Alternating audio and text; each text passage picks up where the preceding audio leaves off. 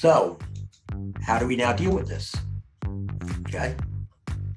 So one, know your core emotional triggers, right? We talked about that, talked about memorizing them. Two, recognize negative events. This is where you need to start to teach your client how to be more mindful. They need to learn to be more mindful because they're not good at being mindful. Most of them have their head down, running through life. They need to be more aware of what's going on. And again, does this activate my kid? And if it does, we go to step 3, and that's processing the inner child emotional discomfort. And therefore, what you're going to be doing is when we're processing the kid's pain, again, that is emotional discomfort. It is what you feel. What you feel. Now, what we're doing right now, if we're slowing everything down, we're getting my number one rule in recovery, slow everything down. We're slowing it down. Kids, you sit with the kids' emotions while you're doing it. You understand, your clients start to understand, oh, this isn't going to kill me. I can do this. And then as we continue to slow everything down, we move to step 4, which is what is real? What's reality? And what's happening now is the adult has taken over. Hey, kid, you know what? I know you're feeling all this. Understand? Somebody's feeling may actually even be valid, but I can handle this. I'm not running away any longer. I'm going to handle it. And I'm moving over to what is real. Because what you feel versus what is real are usually two very different things. So therefore, now looking at it through reality, I can sit and I go to number 5 and I can make the right choice. Versus before, I just ran with the kid. This is the process. Again, getting your client to identify their core emotional triggers, not that bad, right? The recognizing what the negative events are, again, that's going to take mindfulness. Processing the pain, that's going to be helping them deal with their fear because they don't want to do this. Helping them sit with fear.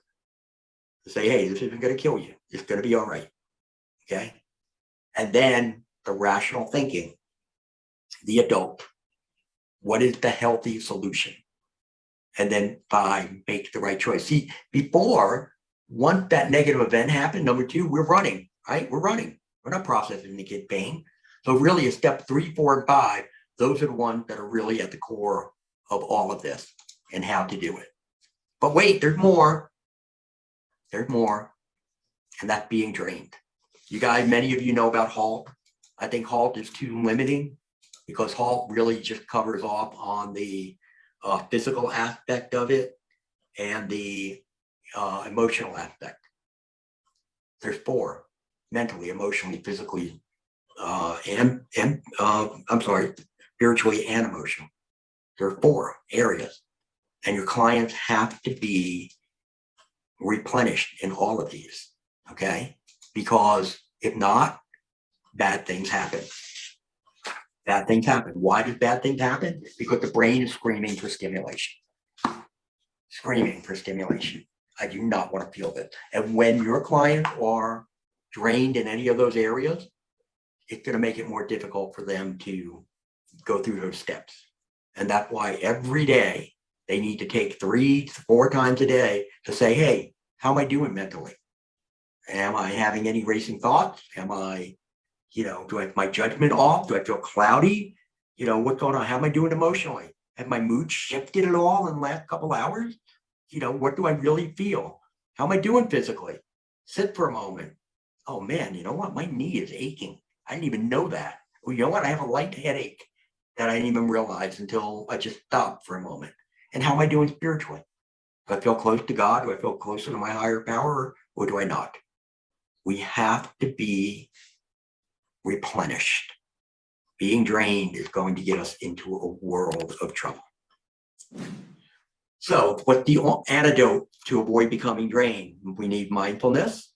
We need that daily self-reflection that I was just talking to you about. Those 4 or 5 times a day. How am I doing? And then we need healthy lifelines. What am I going to do to bring in right now to offset the fact that maybe mentally I'm just overwhelmed? Well, you know what? Maybe I got to go take a break and sit somewhere for 5 minutes and do some meditation. What am I going to do? And same thing with, emotion. What am I going to do if I sit here and all of a sudden realize, oh my gosh, I think I have a headache coming on? Go get some Motrin, Tylenol, etc., whatever. Take steps. Now, you may need short-term steps and long-term steps, lifeline, because again, let's say you're at work and you realize physically, oh my gosh, I'm exhausted. Well, you know what? You can't take a nap. You can't do that.